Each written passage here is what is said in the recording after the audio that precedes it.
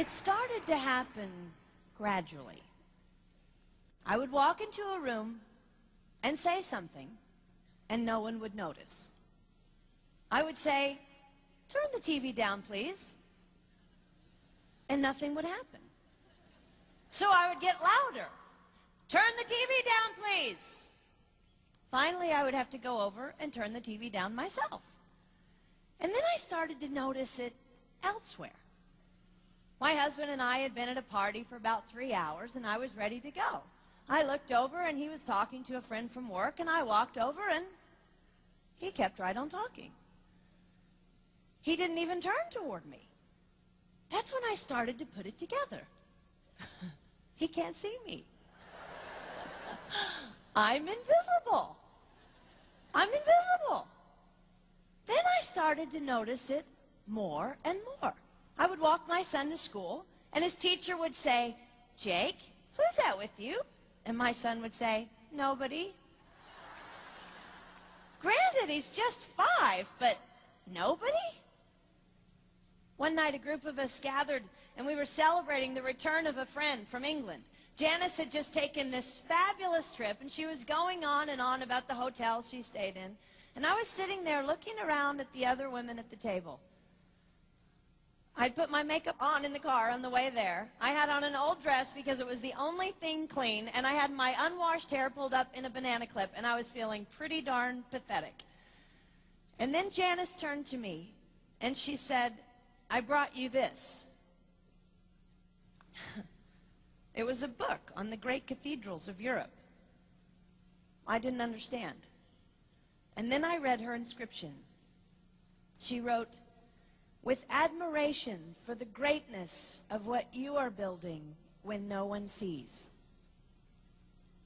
You can't name the names of the people who built the great cathedrals.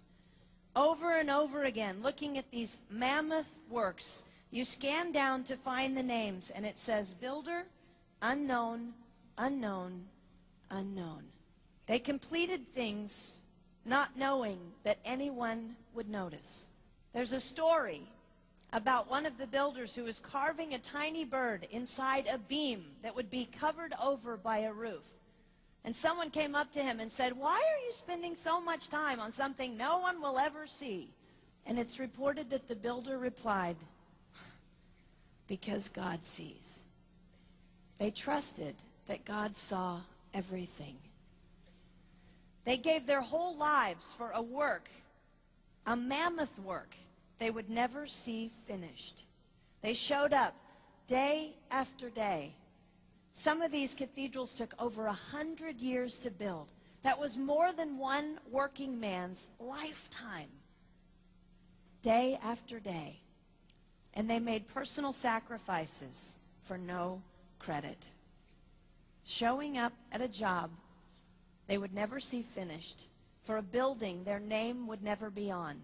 One writer even goes so far as to say no great cathedrals will ever be built again because so few people are willing to sacrifice to that degree. I closed the book, and it was as if I heard God say, "I see you. You are not invisible to me. No sacrifice is too small for me to notice. I see every cupcake baked, every sequin sewn on, and I smile over every one. I see every tear of disappointment when things don't go the way you want them to go. But remember, you are building a great cathedral. It will not be finished in your lifetime, and sadly, you will never get to live there. But if you build it well, I will." At times, my invisibility has felt like an affliction to me. But it is not a disease that is erasing my life. It is the cure for the disease of self-centeredness. It is the antidote to my own pride. It's okay that they don't see.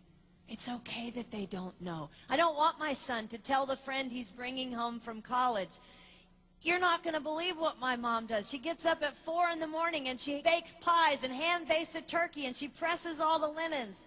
Even if I do all those things, I don't want him to say that. I want him to want to come home. And secondly, I want him to say to his friend, you're going to love it there. It's okay that they don't see. We don't work for them. We work for him. We sacrifice for him.